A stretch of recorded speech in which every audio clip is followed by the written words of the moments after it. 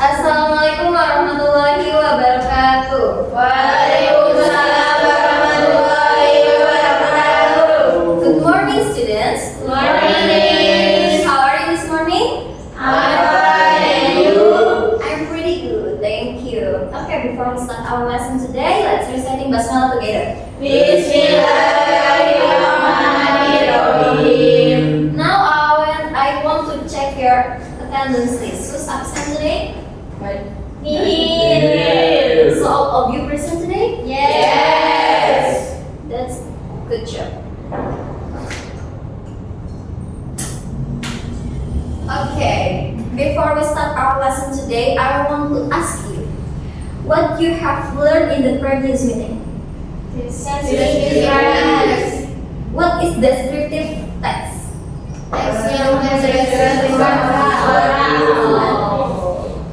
Okay, that's good. Now we're gonna learn a new material. Before I start the material, about the differences about fact and opinion. Oke, fact itu berisikan suatu hal yang benar-benar terjadi, jadi diisi dengan data-data biasanya. Kalau opini itu merupakan pendapat penulis atau pembicara tentang suatu topik tertentu. Nah, di opini itu gak semua orang setuju, jadi bisa kita bantah.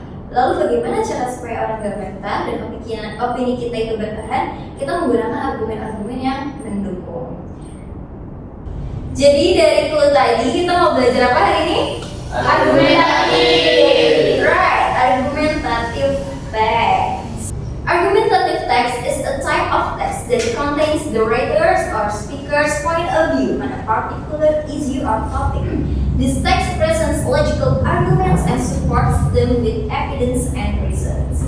Jadi argumentative text itu adalah jenis teks yang berisikan pendapat penulis atau pembicara terhadap suatu isu atau topik tertentu. Nah, argumentative text ini berisikan argumen yang logis dan didukung dengan bukti atau alasan-alasan yang kuat. And the purpose of argumentative text is to convince the reader or listener to agree with the writer's point of view on a particular issue or topic. Jadi tujuan argumentative text ini untuk mempengaruhi pembaca atau pendengar supaya setuju dengan argumen yang kita tulis. And argumentative text contain generic structure, and the generic structure is there's four. The first one is thesis statement. The writer's opinion on the topic is presented clearly and concisely in a single sentence. Jadi thesis statement ini berisikan opini penulis terhadap topik yang dibicarakan. Nah, biasanya thesis statement ini dijumpai di awal paragraf. And second is arguments. The writer presents several arguments to support their thesis statement. Each argument is presented in a separate paragraph, and each paragraph starts with a topic sentence that states the main idea of the argument. Yang kedua itu adalah argumen. Nah, di dalam argumen ini penulis mempresentasikan atau menyertakan beberapa argumen untuk mendukung tesis statement yang di awal paragraf tadi. Nah, setiap argumen yang dipresentasikan atau dihadirkan itu terdapat beberapa paragraf, dan setiap paragrafnya itu dimulai dengan topik yang berisikan ide pokok dari argumen tersebut. And the third is counter argument. The writer acknowledges the opposite views and presents counter arguments to refute them. Jadi di counter argument ini penulis menuliskan atau membantah pendapat yang berseberangan dengan pendapat si penulis. Lalu yang terakhir adalah conclusion. The writer summarizes the main points of the argument and restates the thesis statement, leaving a strong impression on the reader. The conclusion may also include a call to action. Jadi dalam kesimpulan ini, penulis menyimpulkan poin-poin utama dari argumen yang dinyatakan atau yang ditulis, dan juga mengulangi yang ada di thesis statement di awal paragraf tadi untuk memperkuat impresi kepada pembaca. Nah, kesimpulan ini juga biasanya berisikan panggilan atau ajakan terhadap suatu tindakan. Sampai sini ada yang mau ditanyakan? Belum. Okay. Now please pay attention to the screen. Should child marriage be legally banned? Nah, ini adalah contoh argumentative text. I want to ask Rika for read the first and second paragraph. Child marriage remains a major issue in many parts of the world, affecting children's rights and futures. I strongly believe that child marriage should be legally banned because it harms children's health and education. Firstly, early marriage often ends a girl's education, reducing her chance for a better life. Secondly, child marriage puts young girls at risk of health complications during pregnancy and childbirth. Marriage requires emotional and financial maturity, which most children do not have. Okay, thank you. For the third and last paragraph, I want to ask Sidik, please read. Some believe that child marriage is a part of tradition and religion. However, culture should not be used as a reason to deny children their rights. Protecting children must come before preserving outdated practices. In conclusion, child marriage must be banned by law to protect the health, education, and rights of young people. Governments and societies must work together to ensure a better future for every child. That means. Okay, thank you. Sekarang kita bahas satu persatu ya. Dimulai dari first paragraph.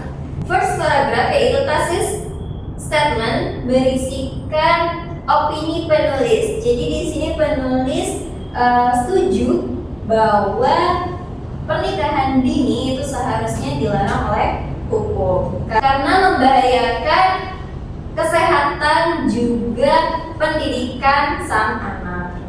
Nah, di first argument in the second paragraph itu berisikan argumen penulis di mana penulis itu mendukung statement tadi dengan menjelaskan bahwa pernikahan dini itu membahayakan perempuan dalam kesehatannya seperti kehamilan juga melahirkan. Nah, pernikahan ini juga membutuhkan emosional dan finansial yang matang, yang mana anak-anak itu tidak mempunyai hal tersebut.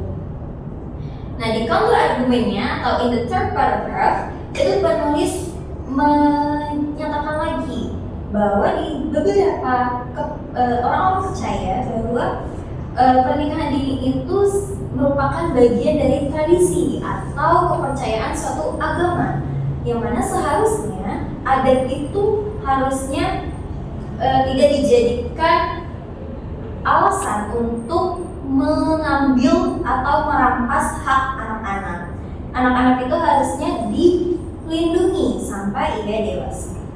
Dan di bagian yang terakhir itu di conclusion, penulis menyatakan bahwa seharusnya memang pernikahan dini itu dilarang oleh hukum untuk melindungi kesehatan, pendidikan, juga hak-hak anak. Lingkungan dan pemerintah seharusnya bekerja sama untuk melindungi masa depan anak yang lebih baik. Sampai sini ada yang mau ditanyakan? Belum? Udah paham semua? Oke.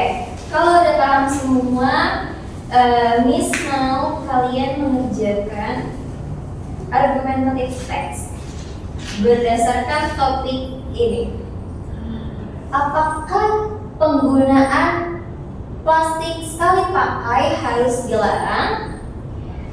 Kalian nyatakan pendapat kalian, lalu nanti dikumpulkan. Oke, Miss.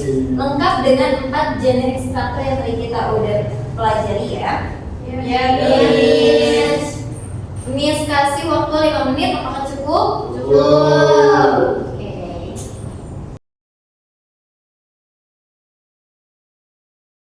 Sudah belum? Sudah. Oke. Miss mau tunjuk Bazulhan, tolong nyatakan pendapat kamu terhadap statement Pak.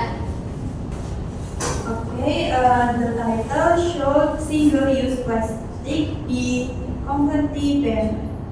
As this statement, plastic pollution is becoming one of the most serious environmental problems in the world.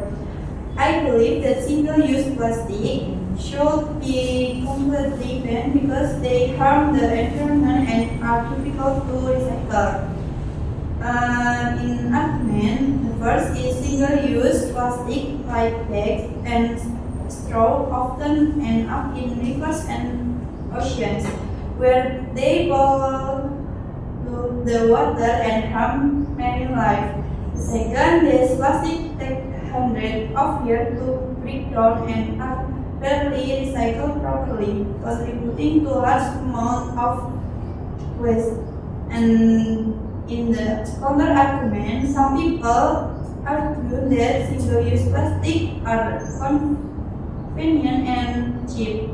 While this may be true, the long-term environmental damage they cause is far more costly. Reusable alternatives are now widely available and affordable. In conclusion, banning single-use plastic is a necessary step to protect the environment. We must act now to reduce waste and promote sustainable habits for the future. Oke, boleh silakan duduk kembali. Tepuk tangan kembali. Oke, that's a good argumentative text ya, karena lengkap sekali generic structure-nya. Oke, boleh dikumpulkan yang tadi kalian kerjakan?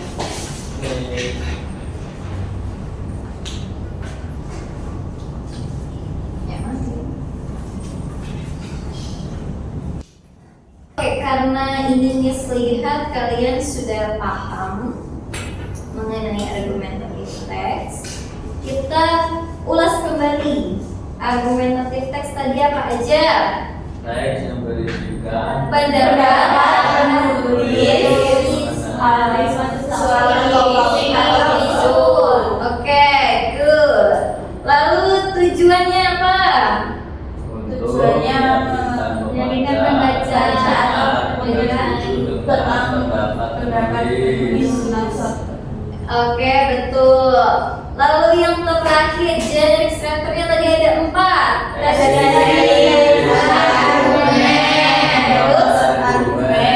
Terus conclusion. Oke, ternyata kalian udah paham semua ya. Sampai sini masih ada yang ditanyakan lagi tidak? Tidak. How you're feeling today about our lesson? Are you happy, enjoy, or it's not well? Happy. Ayo, enjoy. Oke, untuk PR di rumah kalian mengerjakan ini. Boleh ditulis dulu ya topiknya. Jadi apakah merokok di ruang publik itu seharusnya dilarang? Nah, tugasnya adalah menyatakan pendapat kalian dalam bentuk argumentative text lengkap dengan 4 generic structure yang tadi, seperti yang kalian buat hari ini. Lalu dikumpulkan di pertemuan berikutnya. Paham? Paham. Oke. Because the time is up, I will close our meeting today by reciting Hamdalah together. Alhamdulillahirabbil alamin. Okay, thank you for attention. Billahi taufiq wal hidayah. Wassalamualaikum warahmatullahi wabarakatuh. Waalaikumsalam warahmatullahi